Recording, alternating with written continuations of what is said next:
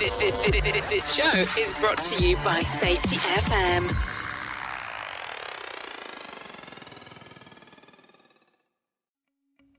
Welcome to Unapologetically Bold, I'm Not Sorry For.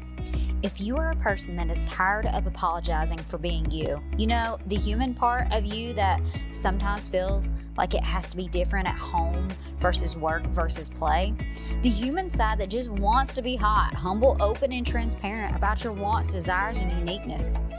If you answered yes, this is for you. Join me, Emily Elrod, as I dive into conversations with amazing guests about what they are not sorry for in creative and loving ways. Let's get started. Hello, everybody. Welcome to another Unapologetically Bold, I'm Not Sorry For. And I am beyond blessed today to have my new friend with me, Jon. Welcome. Hey, Emily. Thanks so much for having me. I really like that intro setup. I'm going to have to copy that down the road. But super happy to be here and excited for the conversation and see. I'm excited to see where this road goes. I love it. And you're such an amazing and dynamic person. So I'm so excited for the audience to get to hear you and get to learn from you, because you, in a good sense, you are different. And that's what I love about you. And your difference is that you are unapologetically bold about who you are. So people that don't know who you are, can you just give them a little background about who Jon is? Sure, I'd be happy to. So actually just retired from the Navy. Let's see, where are we at the end of October now? So I just retired at the beginning of August. So at some point I'm going to have to start saying I retired and not just retired, but I retired at the beginning of August after 24 years, most of which was spent in the Navy SEAL teams. Graduated from the Naval Academy with a degree in mathematics, went out to SEAL training, did my time in the SEAL teams, and then in the last 3 or 4 years of my Navy career, I started getting very passionate about mindfulness and meditation. And that's what I'm doing now. I'm the Deputy Executive Director for the nonprofit called Veterans Path, where we teach mindfulness and meditation to veterans and transitioning service members. I love it. And I think that really actually flows into what you're not sorry for. So I just love to go ahead and hop on into that. So, Jon, can you tell the world what you are no longer apologizing for? Yeah, I am not sorry for being a mindful man. And I'm sure we're going to get into what that means, but I am not sorry for that, for sure. And go ahead. Let's hop on into that. One, where did that first come from? When was your first memory that you're like, mindfulness? What is this and why should I even deal with it? For sure. So in the SEAL teams, I had some ups and downs, and I was having some mental health challenges, if you will. And I was being medicated by the Navy. The Navy had me on various forms of anti-anxiety and antidepressant medications. And I think they helped with the anxiety, they helped with the depression, but those pills also took the life out of me. They took the ups out of life. So I was just kind of this numb shell of who I had been in the past. And at the same time, I was seeing some counselors to address the, for lack of a better term right now, the demons that I was facing in my life. And one of the counselors recommended mindfulness and meditation to me. And to be completely honest, I kind of laughed at him, kind of blew it off, because in my mind, this preconceived notion that I had of mindfulness and meditation, that it is one, that it was kind of a snake oil, that it didn't really work. And then the second piece was that it wasn't done by people like myself. It was for hippies and monks. And not that I have anything against them, but I was a 6'2", 215-pound Navy SEAL who, and I'll be completely honest, I kind of thought that I was too tough for that kind of stuff. But then he convinced me that there were some benefits to it by showing me the science, the physiology behind it, much of which we've discussed in the past, and then showed me some very high-performing individuals that practice it. And I was like, well, if they're practicing it, maybe I should give it a try.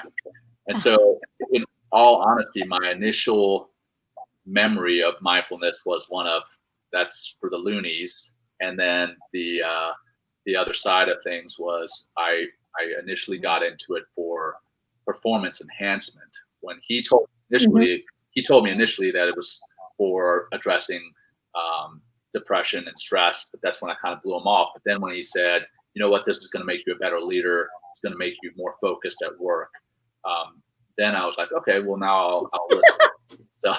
So the byproducts were, it helped me with my stress, anxiety, and depression. I came off all medication, and now I feel like meditation with a T, not medication with a C, has really changed my life and quite honestly saved my life. I love that so much, because irony is, I don't even know if you know this, that my story is very similar in that aspect. Dealing with demons, they gave me medication. I hated how I felt. I was sick. Again, that numbness. And I'm like, okay, mine was, how do I own myself so this is not owning me, because I'm a control freak. Yeah. And so from that aspect, the first time that meditation came up, I'm like, oh, that's against my religion. You know, that was like, what's kind of like, I am a Southern Baptist and we don't touch that. Yeah. And the funny thing is, once I actually looked into it, it's nothing like that. It really does not. And it's that hippies and monk culture that sometimes go with it. So, and the reason why I love that you do it even more is because you're a Navy SEAL. Whenever they walk in, like, you're the cool kid, like you're the quarterback, you're the head cheerleader, like that's what you are. And you're talking about things. And I know that a part of owning ourselves is we don't want people to do things based off of influence or fear of influence, or because it's the cool kid. But this one, I'm okay with, because it allows people to see that it is a game changer. And I do believe whenever you get into understanding how it works for you and how it can work for you in the way that you can do it, right, it is a game changer. So I think that's my next question for you. As you hear people talk about mindfulness, one, what is your definition of being a mindful man? I guess we might need to start there. Sure. So my definition of being a mindful man, or just a mindful person, is just being in the present, you know, not worrying about the past or trying to change the future, but just being very aware of the present moment, both the emotional and the physical aspects of it, and then not judging that present moment. And then the mindful man piece to it, I do like to kind of point out that piece, because so many of the mindfulness and meditation teachers that I've met have been women, and in the male kind of culture, the toxic masculinity side of things, men have that same preconceived notion that I had before, is that it's for the soft, it's for the weak of heart, it's for the weak-minded, and it's actually completely opposite from that. It's for the strong. It's for those who are willing to confront and deal with some of those inner demons, instead of just suppressing them and pushing them down in the basement. They actually confront and process them, and it takes a lot of courage to do that. So for the men who are watching and listening to your show, I highly encourage them to take a step toward mindfulness, even though it has that connotation that it may be for the weak and the soft. Mm-hmm. And that's true. It's a misnomer. It is a stigma that comes with it, just like mental health as well. I call it mental fitness, and it's like, oh, okay. I'm like, just like you work your physical body, you need to work this one upstairs, because guess what? That's where everything stems from. Your thoughts lead to your feelings, which lead to your actions, and over time that becomes behavior. But I think that's the cool part about mindfulness, and what you are talking about is my definition is, it's awareness with love. And for me, love is to be patient, kind, honest, understanding, not boasting of ill will. It's not to get angry with ourselves. It's to be, again, unapologetically bold about who we are and bring an awareness to it. Is this a valid point? Should I look at it? And so how has that helped for the people who are like, this is still voodoo, we don't need to touch it, from the performance side of it? Because it is a game changer in performance whenever you can bring awareness, especially with leadership. Talk about maybe a story that you have or an experience that you've had with the performance side of mindfulness and meditation. So, I mean, the list is really endless, but I'll tell you, one is I would never go on a show like this because I would have anxiety about getting on a show, talking to somebody without having some type of script set aside that I could read or at least have to reference. That is one thing that I no longer feel any kind of need to do. I feel very comfortable in my skin. I feel very comfortable in talking about my experiences, my life, and sharing those life experiences with others. But really where I started to notice the biggest difference was about 2 months into regular meditation and practicing mindfulness. And I want to get into the differences and the overlap between those here shortly. But about 2 months into practicing, I started to feel the difference. But then somebody else came up to me and they're like, hey, what are you doing differently? Because it seems like you're more focused at work. It seems like you're more productive. It seems like you're able to get more done in less time. And that's when I was like, what am I doing different? Oh, light bulb. I'm practicing mindfulness and meditation. So I'm actually able to focus on my tasks. I don't sit down in front of my computer and get distracted by my email, my calendar. I go task by task instead of trying to multitask. What I found that trying to multitask is also a misnomer. It's not possible to do. Really what you're doing is breaking each task into little fragments and you're getting through each fragment. And at the end of the day, if you look at your task list, what have you actually got done? You're not getting that much done. And the time in between those kind of switching between tasks, that adds up and actually ends up taking more time from your day. So my performance improved in that I was more focused, more productive, but then I was also less stressed when somebody came to me with a task. In the past, how I perceived that task was a threat. And that's how a lot of us perceive tasks. We assign it, work that comes with it and a deadline, and instantly our cortisol shoots up, go into the red, and our amygdala, the fight or flight, and I know you have other terms for that, the fight or flight, and I think you had like 4 or 5, the fight, flight, freeze. I forget what the other pieces are that you have to it. But bottom line, that part of our brain takes over, and we perceive that as a threat. Oh yeah. We react instead of respond. But what I was doing, I was realizing that every time I had a task or a deadline, I was able to rationally think through that and process it and respond rather than react. So that's where my kind of performance improved. And then the byproducts were there as well. And again, coming back full circle to that stress and anxiety and depression, that went away. But the other piece was I was more involved in my life, and my life was richer. So I have 2 little kids. And at the time when I first started this, I had one. My daughter was 6 months old. And I was getting up in the middle of the night, when my wife wasn't, we were kind of switching duties. And I was feeding my daughter with this bottle. And as I was in the middle of the night feeding her with this bottle, I was like thinking about, okay, what's my to-do list tomorrow? What's my to-do list tomorrow? Or, what did I screw up yesterday? Whatever. And I was finding that I was not paying attention to this beautiful miracle that was right there in my hand. And then I would put her to bed and I would go lay down in bed. And now I've spun myself up and I would never get back to sleep. And after practicing regularly, what I noticed was when I was feeding my daughter in the middle of the night, I wasn't spinning myself up. I wasn't thinking about the past or the future, but rather paying attention to the little sounds that she was making when she was drinking from this bottle, when she was reaching up and grabbing my hand, all these little things. I was like, wow, I've been missing this. I I've been doing it, but I haven't been paying attention. And then I would be able to go back to sleep after feeding her.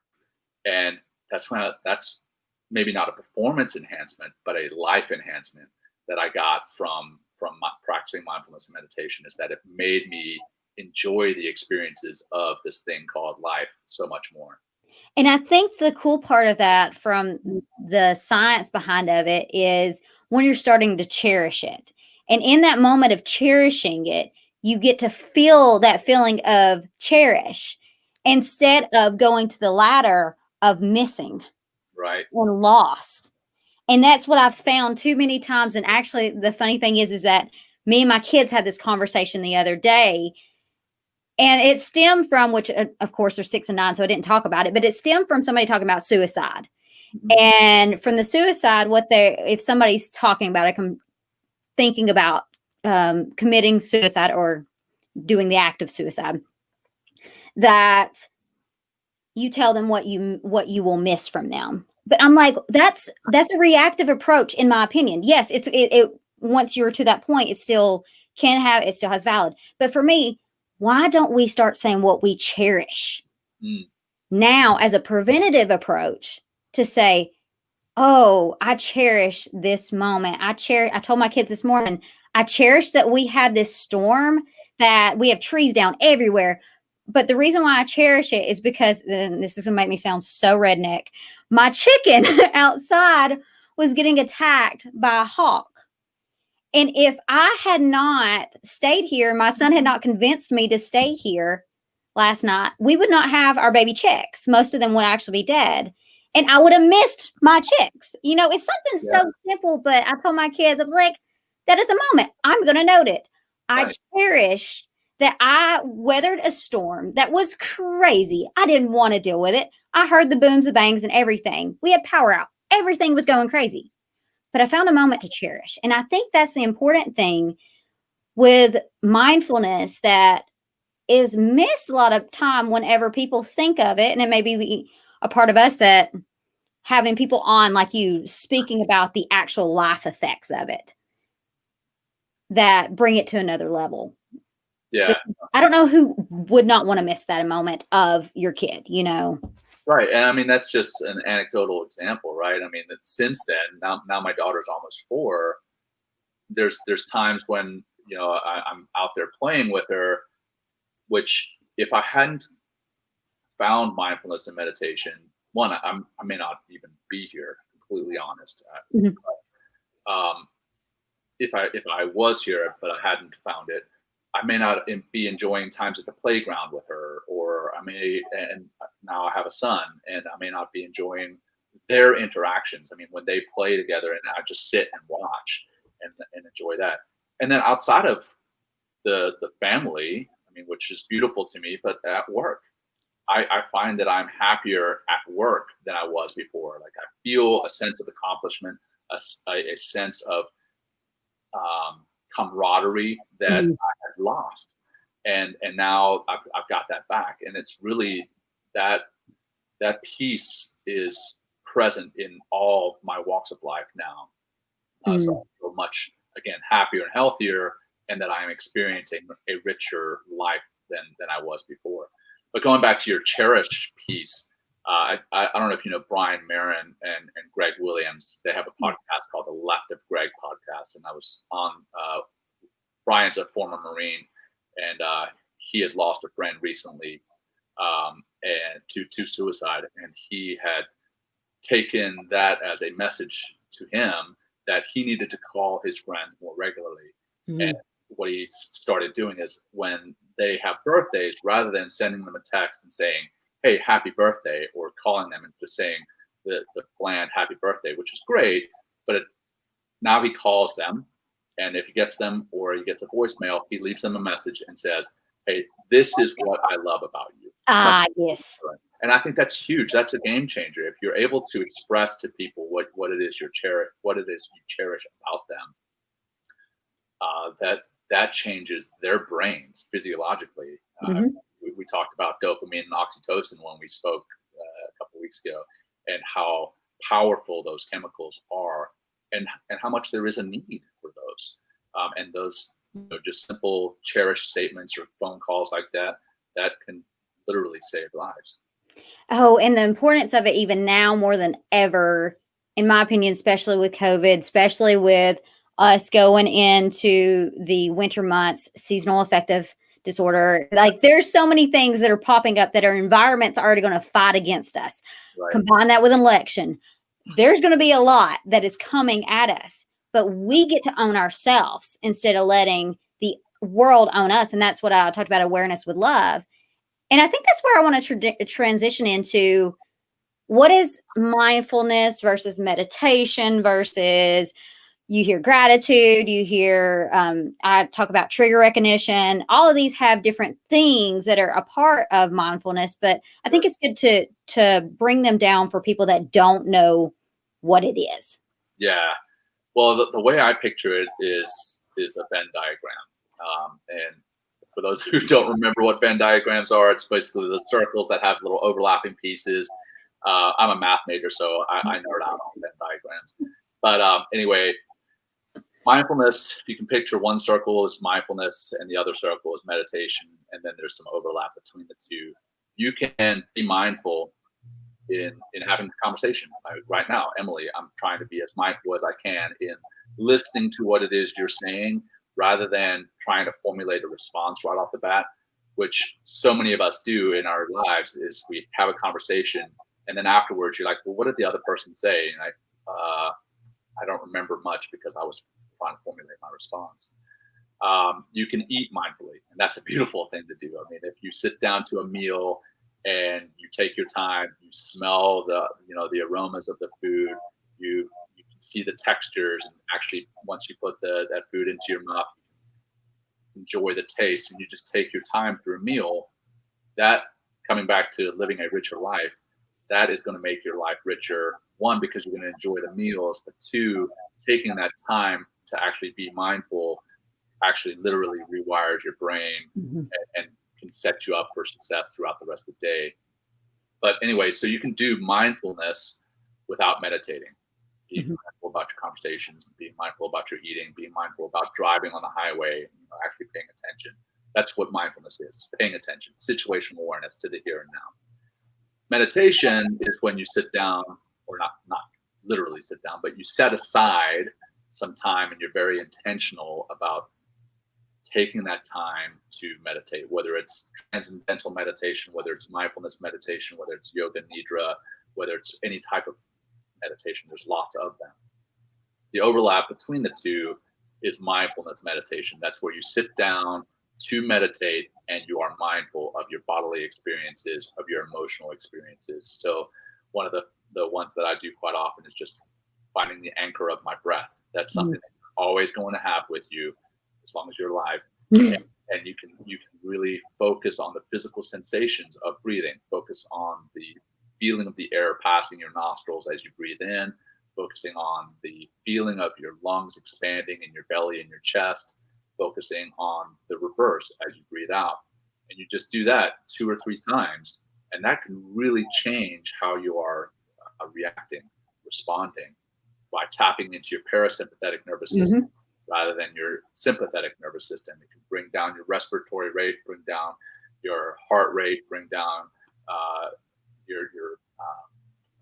all your bodily reactions that are typical to stress.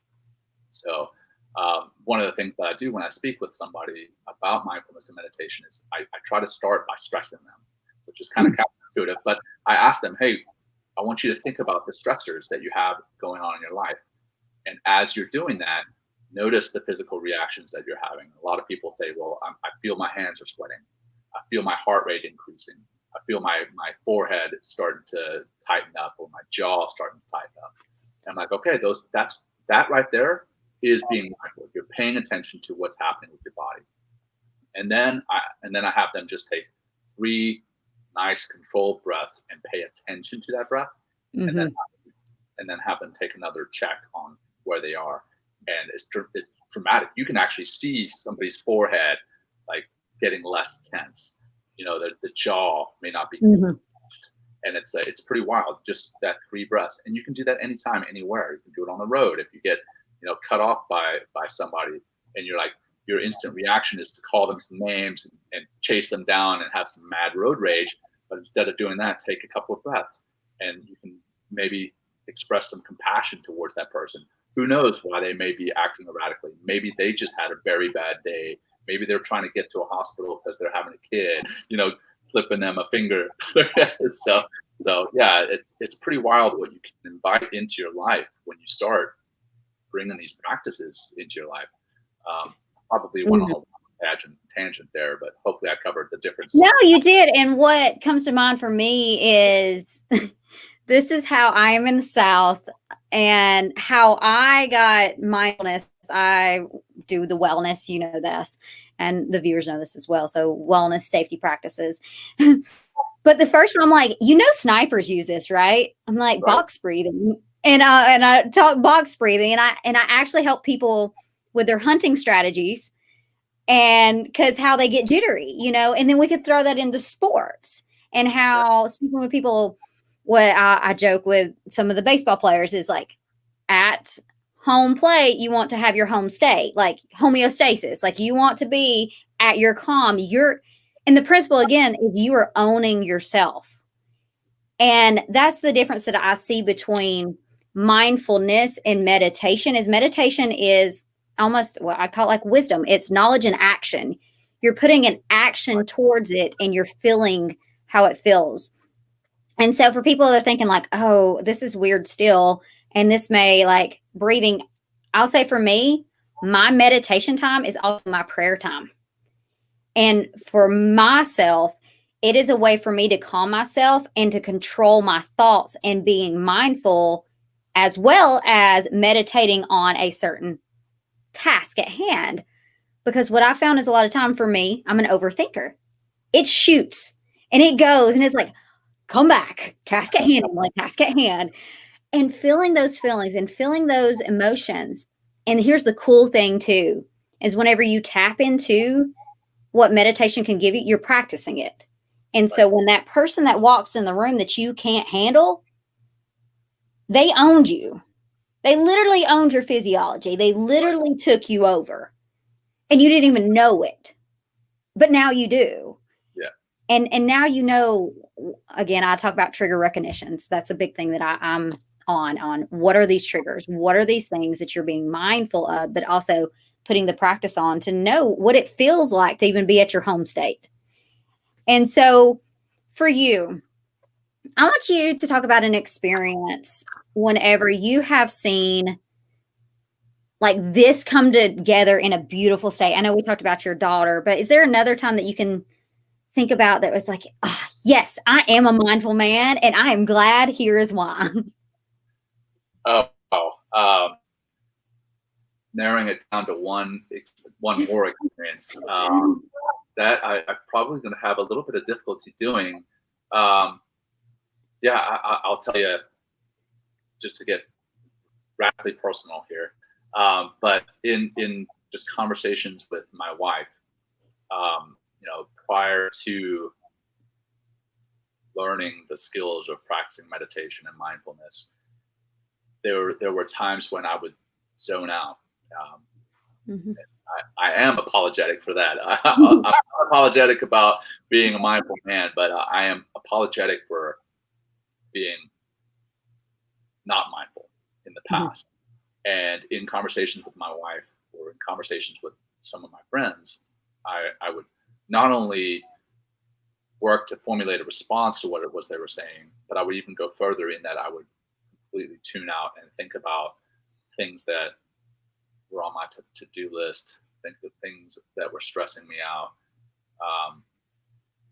And now I pay a lot more attention to my beautiful bride. And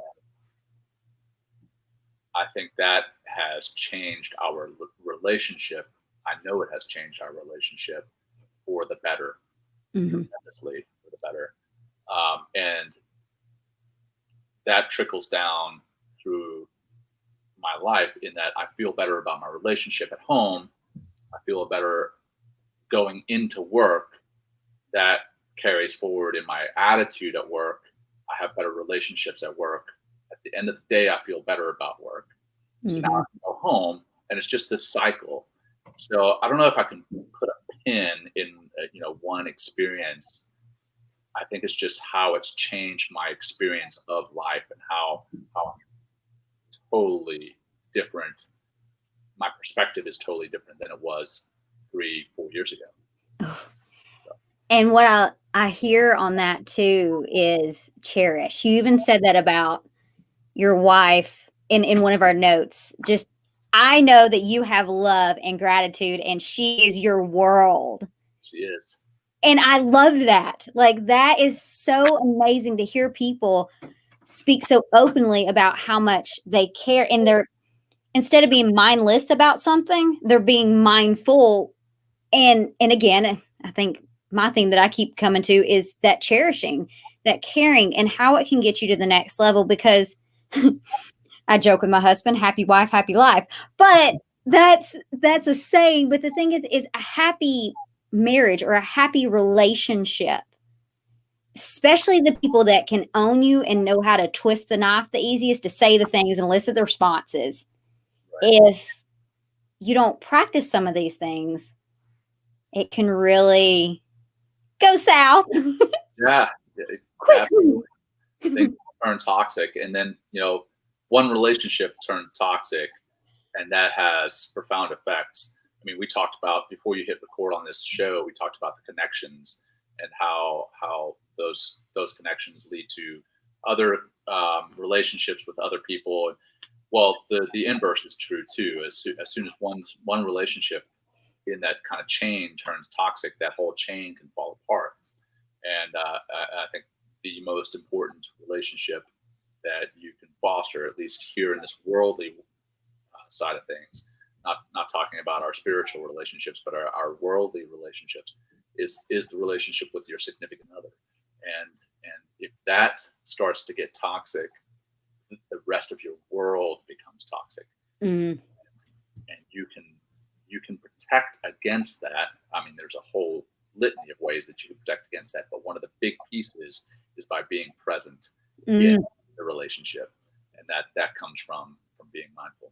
Oh, yes. And I will tell you, on this journey, no matter if you're an entrepreneur, if you're a leader, if you have kids, no matter what it is, you may get plans and you may get told things, but it never goes the way that even if you have a step-by-step instruction. So all that to say is, what I learned in these past 2.5 years, or almost 2 years of owning my business, and this is what I tell every entrepreneur now: make sure you're right at home.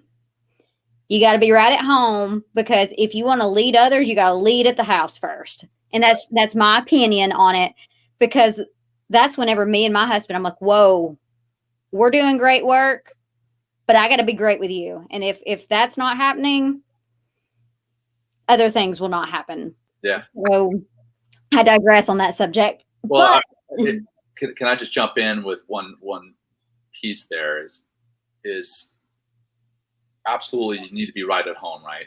But it's not just fostering that relationship with your significant other. I just said that that was a big piece of it, but it's also taking care of yourself. And if you're not taking care of yourself mentally, physically, spiritually, all the different aspects that make you who you are, then you're not only doing yourself a disservice, but you're doing your family, your loved ones, your friends, your colleagues a disservice, because you're not able to present the best you. It's much like, and I've used this in the past, but it's much like the analogy or the metaphor. When you get onto a plane, they tell you, hey, if we have a loss of oxygen, the mask will drop down, put your mask on first. Because if you pass out, you're not going to be able to take care of your kids, right? Yes. Well, if you're not taking care of yourself, you're not going to be able to take care of your relationships with your others, whether that's your significant other, whether it's your colleagues at work, whatever. You got to start by taking care of yourself, and that enables you to take care of the other relationships. Yes. You can't love others if you don't love yourself first, and you can't lead others if you don't love yourself first. Absolutely. And I think that's very important. And also the science behind that, just to put a little note, that sleep, food, mood, and movement are all mutually reinforcing of one another. And so how these all impact our body and how we care for ourselves, how we love ourselves, how we feel rewarded, our stress levels all come together in addressing the mindfulness and even the meditation part of it. And I think this is a key thing that I do not want to leave this without saying too, and getting your input. You didn't get where you are in a day. So people starting mindfulness and meditation are like, this ain't working for me. Because it was not a quick fix. It did not cure the world in a day. Yep. Talk to those people for me for a second. Yeah, I mean, I was one of those people, right? So it took me about 2 months, but about 2 weeks after I started, I went back to that counselor who recommended it to me. And I was like, Doc, this stuff is not working. And he talked to me on my level, the kind of dumb knuckle dragger level. And he's like, hey, have you ever gone into the gym, worked out for 2 weeks, and come out looking like Arnold Schwarzenegger? I was like, no, of course not. He's like, well, it's the same thing. You can't work out your brain, work out your mind for 2 weeks and expect it to change completely. It will change, but it's, minuscule. But those minuscule changes add up to massive changes, much like going to the gym. It's not like you're going to look in the mirror after every workout and say, wow, look, I've changed dramatically. It's a minuscule change, but you do it for a couple of months, you're going to see those changes. It's all cumulative. And the same is in reverse. So you stop going to the gym. You're like, I didn't work out today. I don't look too bad. I didn't work out for a week. Not too bad. I don't work out for a couple months. It starts to changes. The same thing with mindfulness and meditation. If you practice it regularly and then you stop, all those gains that you've made, all that rewiring that you've made, that neuroplasticity that you've tapped into, all those new neural pathways that you've created, they atrophy and you go straight back to where you were over time. Mm-hmm. So 2 things. One, it takes work, but it's well worth it. Just like being healthy and being in shape is well worth it. Your brain being healthy and your brain being in shape, it's worth it. And then 2, it's worth maintaining because it drops off pretty quick if you don't maintain it. Mm-hmm. Oh yeah, and for me, it's not about perfection; it's about progression. Yes. Stepping into it every day. And I love too that earlier in the show you talked about at 2 months you had somebody start noticing it for you. Irony, at 2 months is typically when people start noticing on your physical body. Right. Yeah, exactly. And so that's very important to note too, that you may see the changes or other people may not see the changes. And you know that you're doing this work. And it's still, don't take validation from others.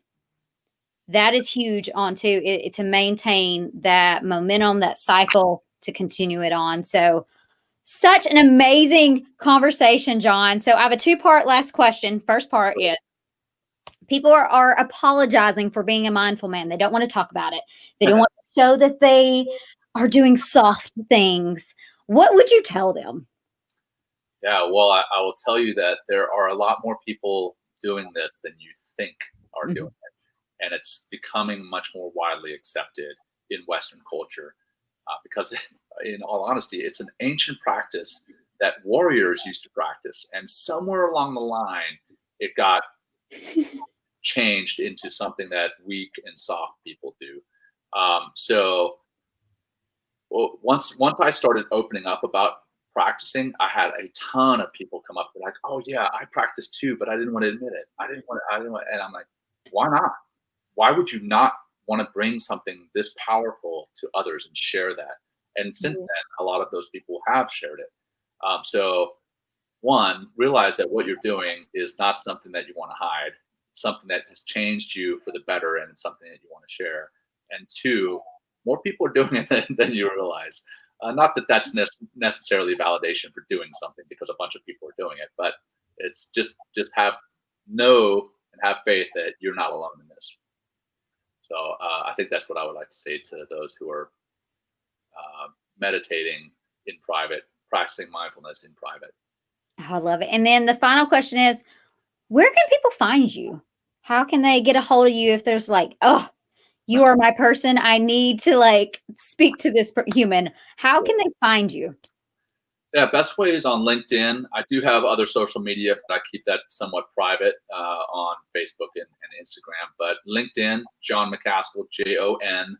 Last name is Macaskill, Macaskill. You can find me there. I believe I'm the only Jon Macaskill Navy SEAL commander practicing mindfulness now. So if you look for that, you'll find me. I'm pretty sure you are too. I love it. And then for anybody, I cannot stop without talking about Veterans Path very quickly. Oh yeah, thank you. Because I think it's a huge plug too for people that are listening to this, because you are a nonprofit. Am I correct? That's correct. Yes. And so how can they reach out, donate, help with any of these causes that you have? So at Veterans Path, PATH, Peace, Acceptance, Transformation, and Honor. That's where PATH in our name comes from. But you can find us also on social media, but our website is veteranspath.org, and you can donate at veteranspath.org/donate. And that is basically how we survive, and how we do what it is we do is through donations and fundraising grants, because we are a 501c3, and we're not in it to make money, but we're in it to change and save lives. I love it. And also, just if anybody's like, oh, this is another charity, you also have a high rating as well, as that they have been validated that they're actually doing what they're saying.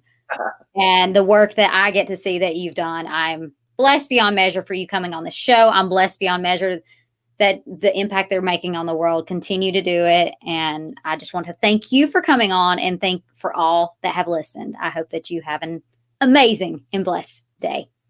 Thank you. Great to be here with you.